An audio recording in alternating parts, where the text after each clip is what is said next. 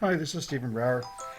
This week in Chapter 7, we're going to be looking at devices, and then next week, which would be after spring break, we'll look at file management.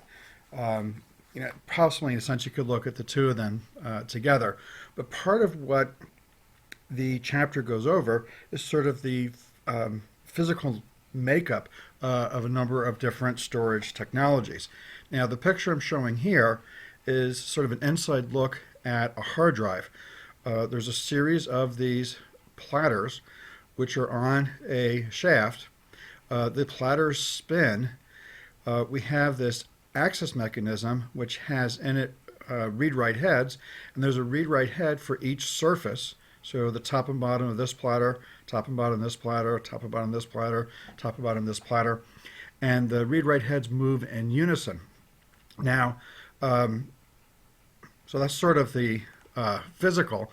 Logically, then, for each platter, there are these concentric circles known as tracks, and that's where the data is written out. So in terms of a track, it would be the ones and zeros would be written into the track. Anyway, so as you can see, each platter then has a whole bunch of tracks. The collection of the tracks at the same position. So the track above and below here, above and below here, above and below here, above and below here. The collection of those tracks is known as a cylinder. In the old days, when I was a kid in the mainframe, we would make references to cylinder numbers as a way of, well, referencing data. The tracks are sort of logically broken up into these sectors, these pie-shaped wedges. And so it's so many sectors will make up a disk. For a track, a grouping of, one or more sectors would be a cluster. And something that the book goes into, talking about the different cluster sizes of different operating systems. This picture here on the side, I'm sorry, is showing the side view, where the read-write head, if you notice how it doesn't exactly quite touch, there's a read-write head, above here, read-write below here. So for each platter, they're the read-write heads. We call these sort of a double-sided disk in the sense that there's writing on both sides. Now, so the read-write heads move in unison, and one thing is, for the read and write heads to go to get to the appropriate track, the read and write heads to go to get to the appropriate track, that's known as seek time. Then the waiting for the disk to rotate around so the data is under the read-write head is the rotational delay. And then the time it takes to bring the data from the disk into memory is known as the transfer time. And so as the total of these three is what a measurement of how long it would take to get the data from the drive into memory. So the seek is to find the appropriate track. The rotational delay is to wait for the disk to rotate rotate the data under the read-write head, and then the transfer time, how long it takes the data to go from the disk into memory.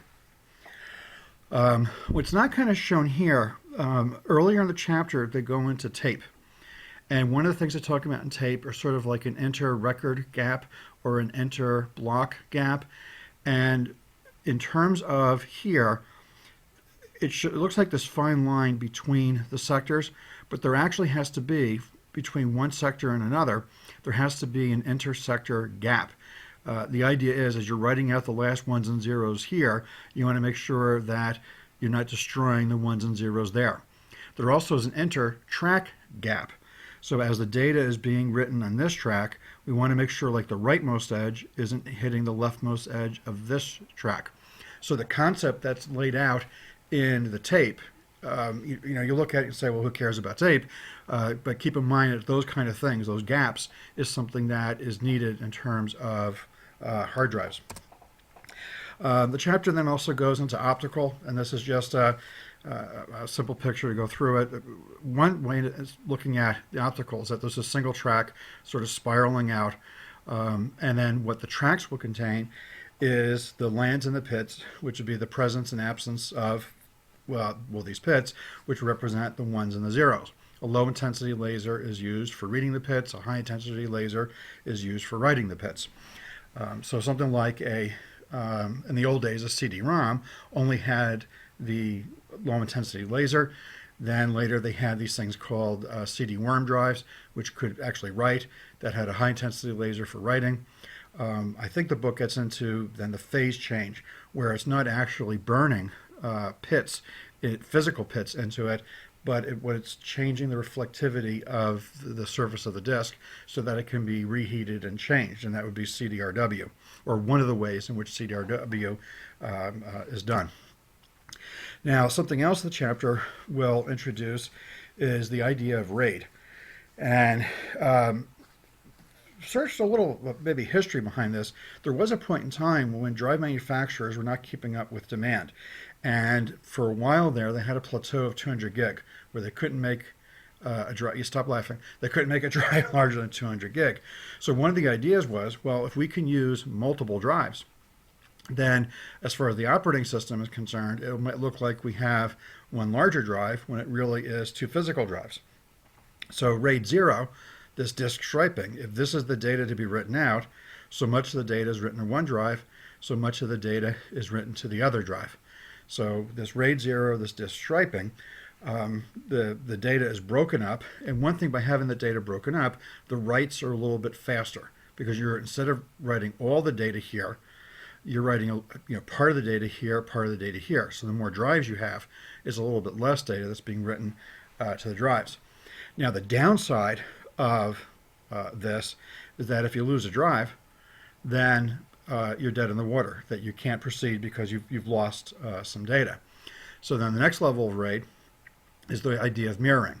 So if this is the data that we want to have written out, the data is written to one drive and the same data is written to another drive.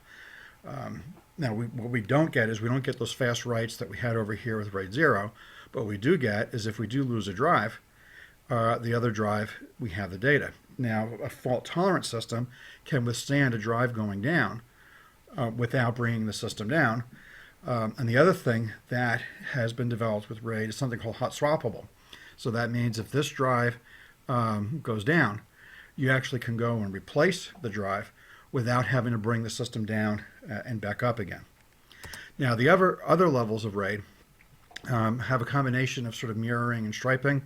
And one of the ones I just want to point out here is RAID 6. One of the things in RAID 6 is that it uses, we'll find that there's two parity checks. So RAID 6 can actually handle two drives going down.